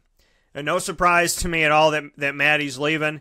I felt this from our conversation that we had after the win over Michigan State. So I am not surprised at all. Matt Moyer had some things to say about his decision to leave. I want to read those word for word here. Matt said the past 2 years at Syracuse University has been an amazing journey. Thank you to the coaching staff for the opportunity and my teammates. Also, the fans have been incredible. My family and I feel it is in my best interest to move on and explore other opportunities. God's plan. And, like I said, I'm not surprised.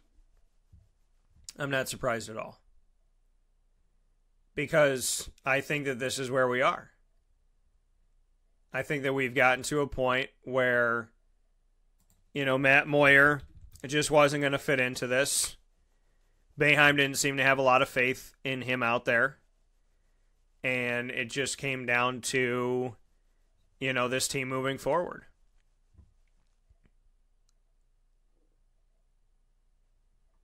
And a lot of people said some nice things.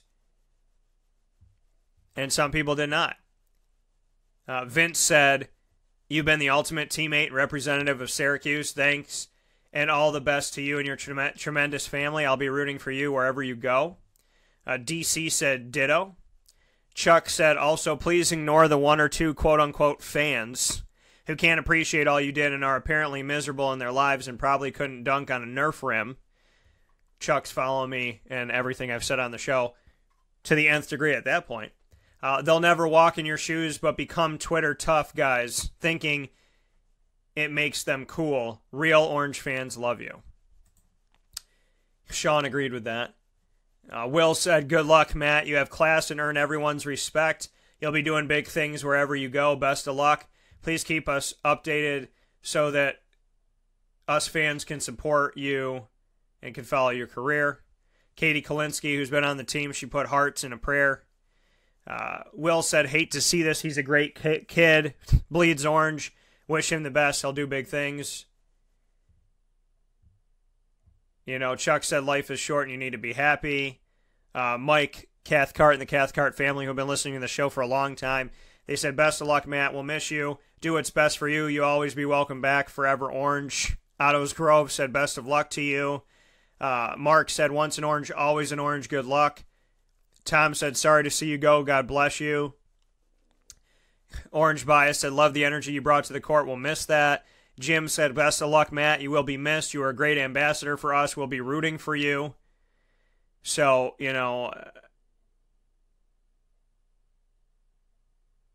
it's just nice. It's nice to see all these positives. And for me, I really don't care about what the negative people had to say. Because it doesn't matter. In the grand scheme of things, it doesn't matter what they had to say. Right, they're Twitter tough. I'm Twitter tough, man. If I could hide behind this computer, bro, this could be really cool, man. Who cares? Who cares about what you have to say? Nobody. You care what you have to say. But this guy doesn't care what you have to say. Doesn't matter to him what you have to say. And he's going to do what he wants to do irregardless. Now, if you can't respect his wishes, that's on you, not him. Because you're not living his life. He's living his own life. And he has every right to live his life. I'm not going to stop him from living his life. I think he should. I think he should do whatever he feels is best. He has always been good to me. And I will never forget that. And I will follow him where he goes. And I will pay attention where he goes. And I will hope the best for Matt wherever he goes. Because he always gave me respect. He always treated me well. No matter how other people treated him or what they said about him or what they wrote about him, he never put that on me. He never grouped me with everybody. He treated me well. And I appreciate that. And I respect that. That he took the time to know me for me. So, yeah. I want him to do well. I want him to be successful wherever he is. And I want him to have a great life, and I want the same for his family. And if you can't say that to him, and you can't feel that for him, then that's on you. And that means something's wrong with you. There's nothing wrong with him about that. That's on you. And you got to live in that world. Not him.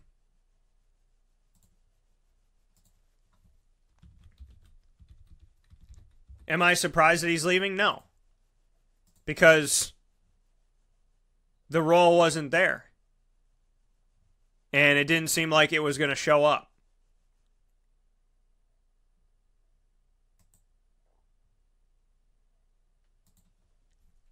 So if I'm him and I got a chance to go play elsewhere and have new life, why wouldn't I take it? Why shouldn't I take it? What's wrong if I take it? There's nothing wrong with that. There's nothing wrong with what he is doing. I have no issue whatsoever with the decision that he's making. And if I did have an issue with it, who cares? It's not my decision to make. Ultimately, these guys are going to do what they want to do. And that's okay. And you need to be okay with that. And you need to understand that if you're not okay with that, it doesn't matter. Because they're not playing this game for you. They're not doing this for you. They're doing this for themselves. And when it comes down to it, it's about them. It's about their family. It's about what is best for their unit. That's all that matters. And who had a thought that he was going to play next year? Who had a thought that all this stuff was going to turn around? He wasn't Caleb Joseph, because Boeheim just completely and utterly was like, yeah, it was like Caleb's not even on the team anymore. Bye, Caleb. See you later, Caleb. That was it. But for Matt handled this like a boss. Was he pissed off? I'm sure he was. Did I sense that from him? Yeah. He wanted to play. I would want to play too. If I was a friggin' walk-on, I'd want to play. So for him to say, you know what, I'm going to leave, I think it's the best decision for me and my family, I have no problem with that. I saw the writing on the wall, and like I said, it was kind of almost secured to me from one of our conversations in the NCAA tournament here. It was clear and present for me at that point. And he's moving on. And I hope that he goes to a team that loves him and appreciates him and gives him an opportunity. Because he is a hardworking kid who has bled Orange for a long time and helped recruit for the Orange. And anybody that has anything negative to say about him, I would love to see you go on the court and play basketball today.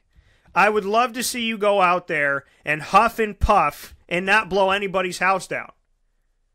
I'd love to see that. Come on now. Aren't you good? I thought you were top dog. I thought you were the guy. So let me see it. Let me see how you got game. Let me see it right now. I want to see you be better. Go ahead and prove it to me. I'm going to put my money on the fact that you're going to pass out on the court before any of that happens. But go ahead and keep your mouth talking. Keep talking. Ain't nobody listening, but keep talking. Because you never know what's going to happen when you choose a university. You never know what's going to happen. You don't know if you're going to play. You don't know if you're not going to play. He had every intention, every hope, and every desire to play, and he wasn't ready last year. And he got hurt. And this year, it didn't work out. So now Maddie's gone. And what are you going to do about it? He's moving on to greener pastures. He's doing what he ultimately thinks is best for him.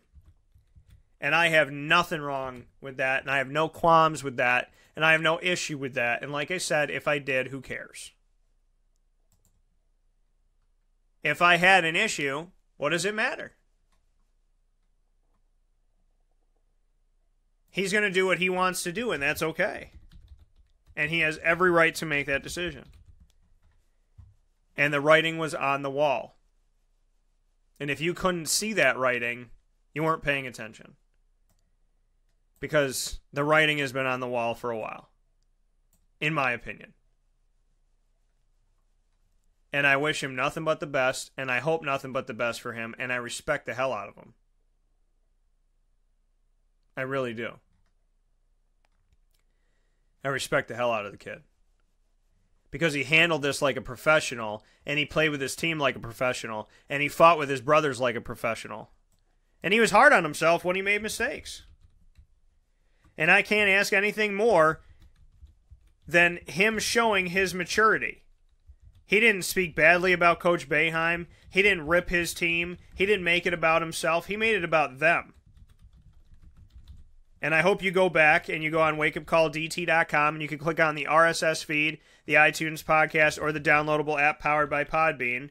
Or you can find us on TuneIn Radio, any of those, and listen in to my conversation that I had with him after the end of the season that I aired on Monday's show of this week. And hear what he has to say about his brothers and what he thinks about the people that are on the team. And tell me that that's not a professional, a consummate professional, somebody who knows exactly what... He handled this thing like a man. Because the world is looking at you. When you get recruited to Syracuse, of all places, the world is looking at you. They are waiting for you to succeed, fail, whatever. Because they want to know what you're made of. The world is waiting. And if you falter, they are on you quick. I thought this guy was good. I thought this guy didn't suck. I thought this guy was supposed to be this. I thought this guy was supposed to be that. They are on you. And they don't leave you alone. And you can't hide anywhere because they're everywhere.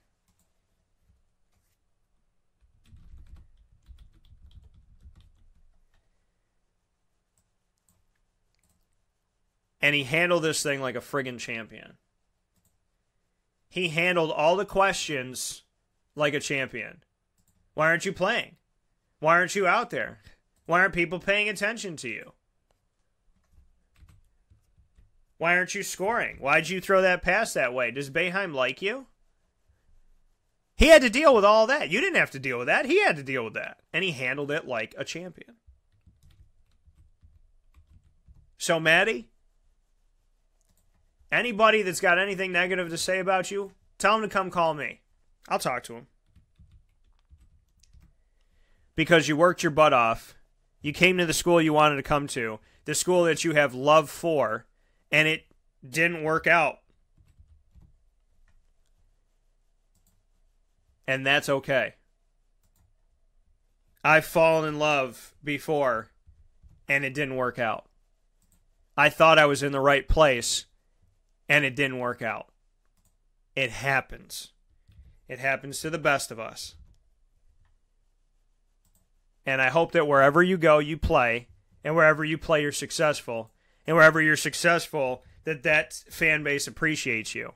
And I want to thank those that support Wake Up Call, because I always say that I weed out the haters and the idiots because I piss them off, because I'm positive.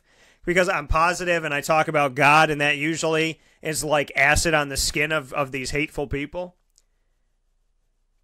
So I'm going to read off some people from Twitter. Forgive me if I miss anybody. At Cuse Names, at Jim Fuzz, at Mouse Ader, at Orange Chuck, at Coach Dumont, at Iomi Cuse Fan, at Lefty from BC, at Normal Is Where. Normal, I swear, I think it is. Sorry, said it wrong. I want to thank you. Because your comments to Matt Moyer, and I read them off. You know, that makes me feel good. That makes me feel good. Because it lets me know that my listeners are not the knuckleheads. That my listeners are the kind and loving and caring people that I'd like to hope and think that they are. You know, we weed out the hate. We weed out the idiocy because it doesn't like being on this show. There's no home for it here on the show. And I just love the fact that I think that my listeners are the good ones, and then I go and I see that they are, in fact, indeed, truly the good ones. So shout out to you all for that. I'm putting out a message on Twitter to you all directly right now so that you can have this. and take this with you, because I really appreciate it, and I thank you for it, and it means the world to me that the people that listen to this show and that support what I do are the ones that are writing the positive messages and not the crazy, Twitter drunk messages. So thank you for that. We'll take a step aside. We'll come back to wrap the show up with ingredients to success in just a moment. This is a wake-up call, fast break.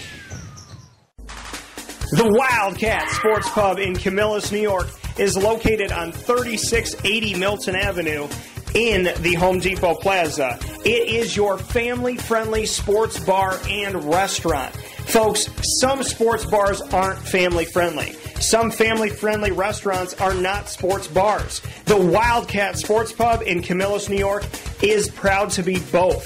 It is that marriage that you've been looking for years. The Wildcat Sports Pub is your home base for your sports bar and restaurant needs, games for the kids, indoor and outdoor activities, and enough things on the menu to come back every single week and get to try something new. They're open Sundays from noon to 8 p.m., Monday through Wednesday, 11 a.m. to 11 p.m., and Thursday through Saturday from 11 a.m. to midnight. For reservations and party information, call 315-487-2222 for the Wildcat family-friendly sports pub and restaurant.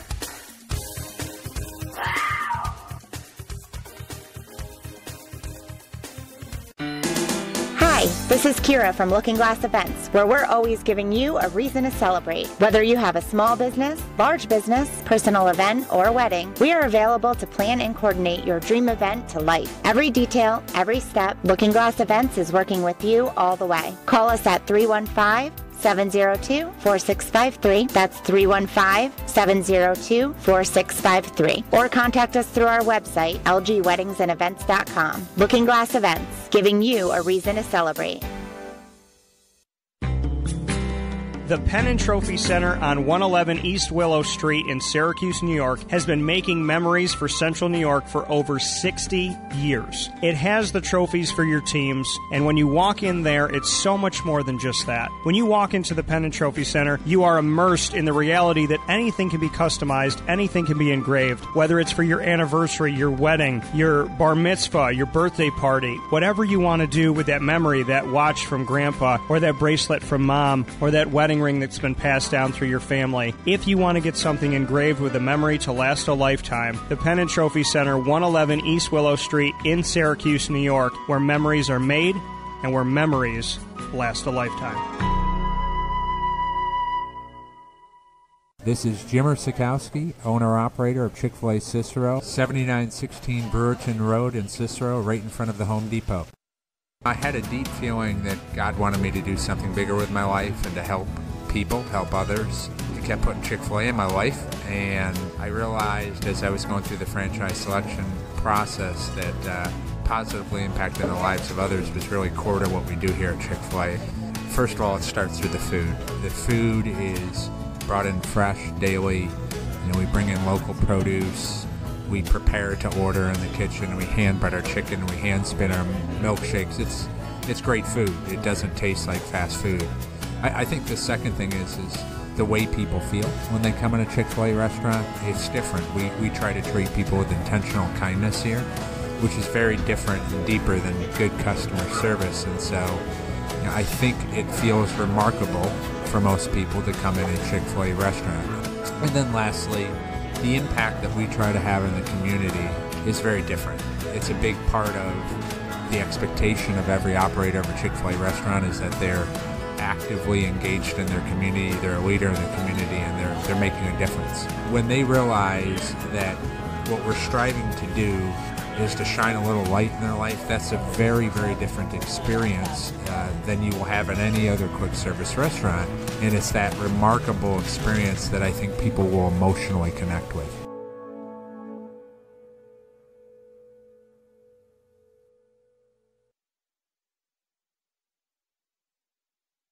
Welcome back here to Wake Up Call with Dan Tortora on wakeupcalldt.com, your one-stop sports shop, and on mixlr.com/wakeupcalldt. Proud to be here with you and appreciate your time on the show every single Monday through Friday from 9 a.m. to 11 a.m.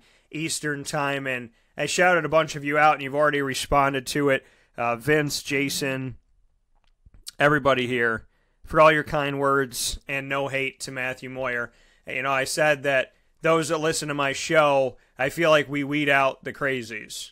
You know, that's what I say all the time, is that I feel like, you know, I weed out the crazies. And because crazies don't like positivity. Crazies don't like when they see somebody succeed that they were hoping would fail. So, you know, when when you come at me, I'm going to win. When you come at me, I'm not going to fail. Because failure, to me, you know, is not trying. It's not believing. Failure is when you let the world get on you. It's when you let the world defeat you. It's when you let the world tell you that you're not good enough. That's failure to me. That is failure. Failure is not trying. Failure is not going out there. Not giving yourself a chance. That's failure. That to me is failure. It's not trying. That's what failure is. So we weed them out. And I said I always like to think that, you know, I have the good ones listening to the show. I have the good ones reading the articles. I have the good ones that are going online and hanging out on wakeupcalldt.com and listening Monday through Friday, 9 to 11 a.m. Eastern on mixlr.com/wakeupcalldt. And then you go and prove me right. You go and prove me right. And I know that I didn't get to everybody, but at Cuse Names, at Jim Foz, at Mouse Ader, at Orange Chuck, at Coach Dumont, at Iomi Cuse Fan, at Lefty from BC, at Normal I Swear. You know, you guys have supported me for so long. And then when it came down to a decision by Matt Moyer to leave this team, you supported him. And that goes such a long way for me. And I really honestly appreciate that, and I respect that.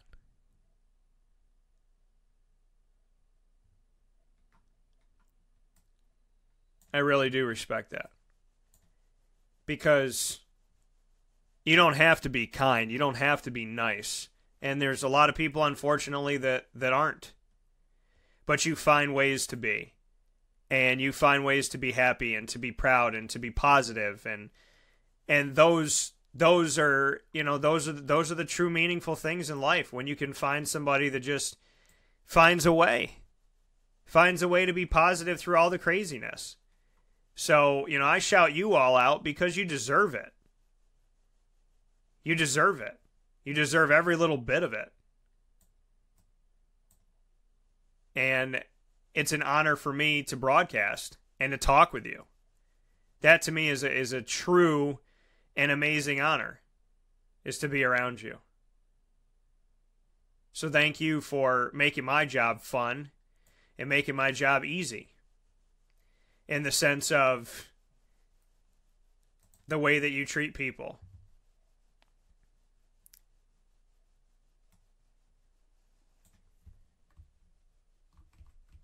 Thank you for all you do.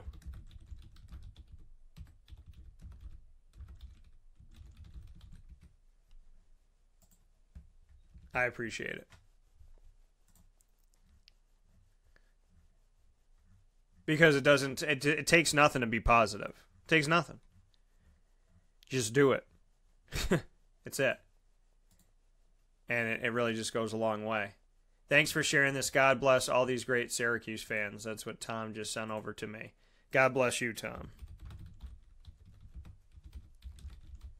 It's just good to know that those of you that are listening to my show and reading my articles and watching my videos and coming out to my events, that those of you supporting me, you're the good ones. Because like I said, I think we weed out the bad ones. I think we annoy them to the point that they're so sick of our positivity and God and laughter and not bowing down to things that they eventually just give up. Go try to bother somebody else, and hopefully they aren't successful with that either. It's just nice to know good fans. Really is. Continuing on here in Wake Up Call with Dan Tortora on wakeupcalldt.com, your one-stop sports shop, and on mixlr.com /wakeupcalldt. In today's morning menu It is live now, and it is the Ingredients to Success, proudly brought to you by Utica Pizza Company on 628 South Main Street in North Syracuse, New York. It is right in the plaza by Sweetheart Corners. It's a couple minutes from the airport, and it is Utica Pizza Company, 628 South Main Street by Sweetheart Corners in North Syracuse. Make sure you get out there and get yourself some Utica pizza and try the Wake Up Call #1 pick, Chicken Riggy Pizza, today.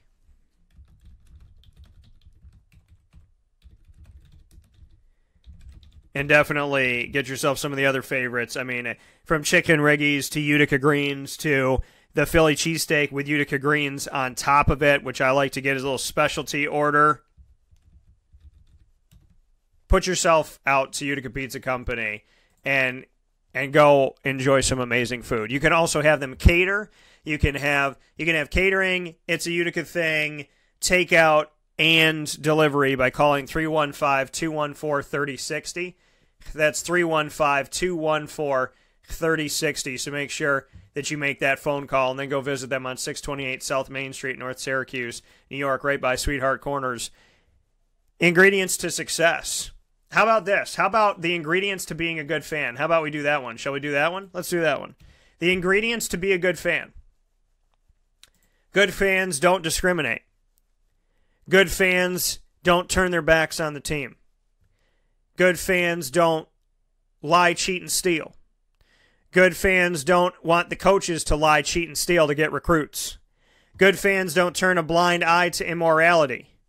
Good fans show up to the games. If they can't afford to be at the games, they watch it on TV. If they can't afford to have it on TV, they go to a friend's house who has it on TV. Good fans buy the jersey well before the team makes it to the Final Four. Good fans are with the team irregardless of if the team is winning or losing. Good fans don't boo their team. Good fans stick by their team. Good fans listen to their team. Good fans appreciate their team. Good fans are always willing to have a conversation about their team with intelligence and without derogatory behavior. Good fans don't bite players that decide to leave. Good fans don't attack on social media. They don't attack inside of the arena. Good fans are devout to the team. Chuck said, people think being positive ignores being realistic. I think positive equals support. Coaches coach, players play, and fans should be fans. Of course, things don't always go as planned, but insulting people because things don't go your way is ignorant. Support goes further.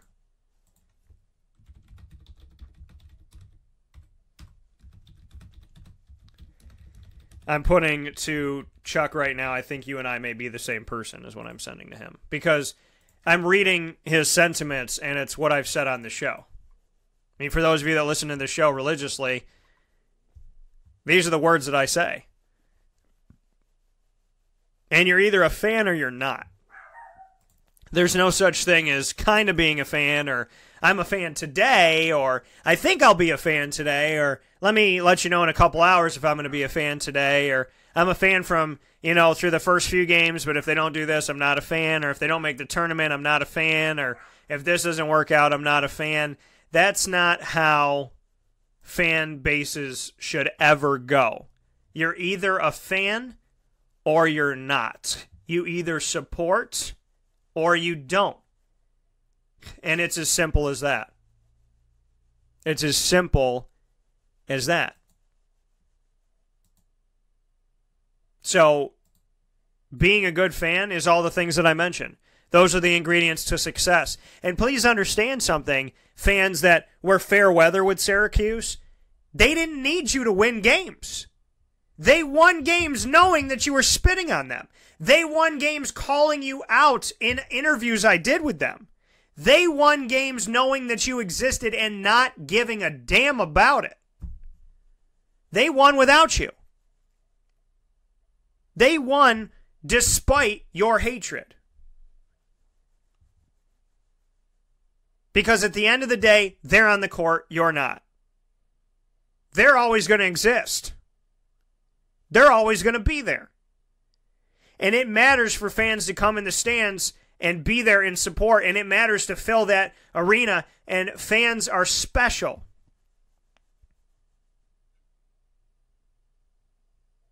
Fans are special. Not fanatics. Not nut jobs. Not somebody whose wife cheated on them and they're going to go to the game and scream at Tyus Battle because they're angry about their life.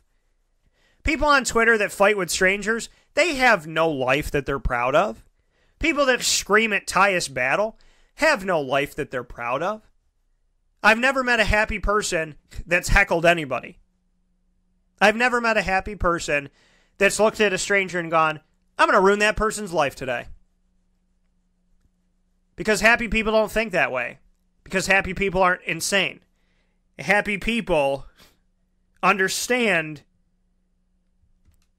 that happiness is a daily chore. And it's something you have to consistently work at. So it's hilarious to see the people that want to make comments about who deserves this and who deserves that and who should do this and who should do that. You're either a fan or you're not. You either support or you don't. You choose your side and you live and die by it. Because I guarantee you, all those fake people that said that they were fans, weren't fans, this, that, and the other, when Syracuse made it far in the tournament, all of a sudden y'all came back, right? Y'all got that jersey dusted off, right? Y'all got prepared for the games, did you not? Because your team was in it. And you told everybody, well, you know I've been a Syracuse fan forever, Dan. You know I love Syracuse, Dan. You know Syracuse means the world to me, Dan. No. No. Wait a minute. Didn't you say this about this? Didn't you say this about that? You know? And that's what Chuck said, being positive and being realistic. I was positive and realistic about the team in 2016. People called me a homer, crazy, insane, tried to get Jim Boeheim to make comments about the fact that somebody had picked Syracuse. They wrote articles about me. And when Syracuse ended up making it to the Final Four, ain't nobody said boo. Nobody came to me and said, Dan, you were right. Dan, you're smart. Dan, you were smarter than all of us this year. Dan, you knew more than any of us knew. Dan, we have our tail between our legs and we owe you an apology. Nobody said that to me. Because positivity is depicted as weakness. It's depicted as homerism. It's depicted as unrealistic aspirations. How about positivity is just damn positivity? This team went beyond where I thought they would go this year. And I had told you that without you having to figure it out. 2016, I kicked everybody's butt in the media with where I thought that team would go. Ain't nobody come to me saying, Dan, you were right. Nobody said that to me. And they don't have to. Because I don't need that to sleep at night. I sleep fine, folks. Whether I'm right, wrong, this, that, and the other, I can promise you one thing. It will always be with due diligent research. If I don't know what the hell I'm talking about, then I don't need to be talking about it. A lot of people need to understand that. Because there's a lot of people that run their mouths and don't know what in the heck they're talking about. I will always bring you the best that I can possibly give you. And the greatness of the people that follow this show, the overwhelming majority of people, I mean, the people that listen to my show, that read my articles, that watch my videos, that interact with me on social media, you're kind-hearted people that I meet in public at trivia and game show night and all that stuff and live events. You're kind-hearted people. Kind-hearted attracts kind-hearted. Hateful attracts hateful. The enemies want to be friends with my enemies want to be friends with my other enemies. I don't let it get to me. It's by Drake. Positivity breeds positivity. It's not just negativity that does that. So choose what you want to be. Go out and do it. And when you are a fan of something, you put that hat on. I'm a fan of who I'm a fan of. And the day after they lose, I've gone into restaurants before and somebody's gone, hey, Dan, didn't you know that they lost in the last round? And I said, I'm sorry, am I supposed to take this hat off? I only have one team that I cheer for in the comfort of my own home. I'm wearing that jersey proud. I'm wearing that hat proud. If I'm only wearing it when they're winning, It's like being in a relationship only when it's good, never when there's any type of struggle. If people left you every time you had a struggling moment in your life, how would that feel? Now think about how you might be doing that to a player who's 17 years old. When you walk out on him, would you want somebody to walk out on you? If you had a struggling moment, would you want somebody to fire you every time you made a mistake? Remember that when you're booing somebody. Remember that when you go on Twitter. Remember that when you go on Facebook. Remember that when you go on Instagram and Snapchat and YouTube and message boards. Remember how you want to be treated. Because the rudest, most disgusting people in our world can't stand when somebody's mean to them. And I find that hilarious. Because that's the only way that they treat other people. You will get treated the way that you treat others. You will eventually be surrounded by the people that are like-minded to who you are. My listeners are realistic, knowledgeable, they have wisdom, they are caring, concerning, respectable, logical, rational people who are good. It is no surprise to me and no coincidence that the positive messages to Matthew Moyer after he decided to leave Syracuse are from people that listen to this show. Thank you, thank you, thank you. Thank you. I'll see you for trivia tonight at Sammy Malone's, 2 Oswego Street in Baldwinsville. Come out and play some trivia with us at 6:30 p.m. tonight, Tuesday, March 27th. And I look forward to talking with you tomorrow morning. And CNS Girls Lacrosse Special will air tomorrow morning to start the show on mixlr.com/wakeupcalldt. God bless and Godspeed.